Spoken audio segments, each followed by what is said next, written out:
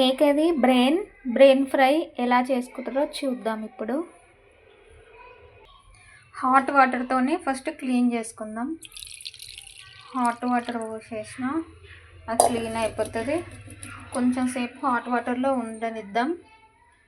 Next పొయ్యి మీద bowl పెట్టుకుందాం. ఆయిల్ వేసేసిన ఒక 2 టేబుల్ స్పూన్స్. నెక్స్ట్ ఆనియన్ ఒక 1 ఆనియన్ కట్ చేసి పెట్టాను. 1 ఆనియన్, 1 టమాటో అండ్ కొద్దిగా కొత్తిమీర.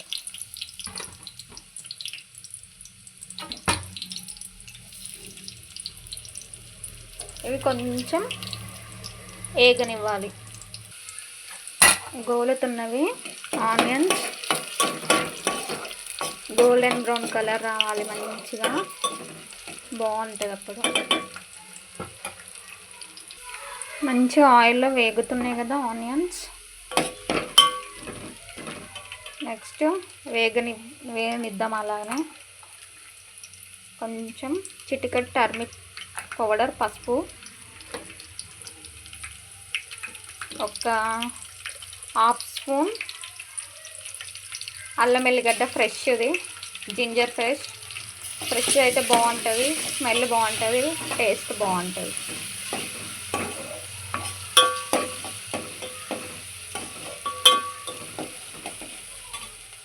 కొంచెం సాల్ట్. ఆనియన్స్ వేగేటప్పుడు సాల్ట్ వేస్తే ఆనియన్స్ తొందరగా వేగుతాయి, బాగుంటుంది. వేగుతున్నాయి. ఇందులో 1 టమాటో కట్ చేసి పెట్టుకున్నా. 1 టమాటో వేస్తా.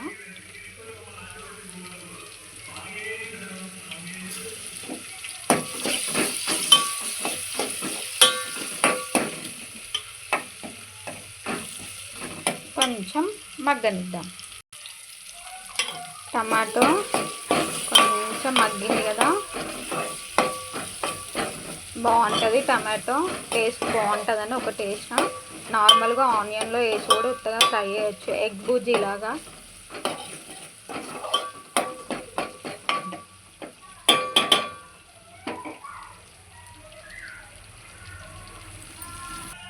మంచిగా మగ్గినాయి కదా ఆనియన్ అండ్ టమాటో. నెక్స్ట్ ఇది బ్రెయిన్ వేసేద్దాం. మేక బ్రెయిన్ తింటే బాగుంటుంది, పిల్లలు ఇష్టంగా తింటారు. మా పిల్లల కోసమని తెచ్చాము. ఇందులో వేసి మంచిగా మిక్సీ వేయాలి. మంచిగా సాల్ట్, పసుపు, జింజర్ పేస్ట్ అంతా పట్టేలాగా మంచిగా మిక్స్ చేసుకోవాలి. మంచిగా కలుపుకోవాలి. ఇట్లా కలుపుకున్న తర్వాత కొద్దిగా కారం వేసుకుందాం. కారం నేను కొద్దిగా వేస్తాను, మా పిల్లలు కారం తినరు ఎక్కువ. లైట్గా కొద్దిగా కారం, కొంచెం ధనియా పౌడర్, కొంచెం గరం మసాలా, కొంచెం వేసుకోవాలి. ఎందుకంటే మళ్ళీ ఘాటుగా ఉందనుకో తినరు. చూసారా ఎంత బాగా అవుతుంది? మీకు కూడా చూస్తే బ్రెయిన్ తినాలనిపిస్తుందా? ఒక 2 మినిట్స్ క్యాప్ పెట్టి తీద్దాం. Next brain fry ready. 2 minutes తర్వాత చూడండి ఎంత బాగా అవుతుందో.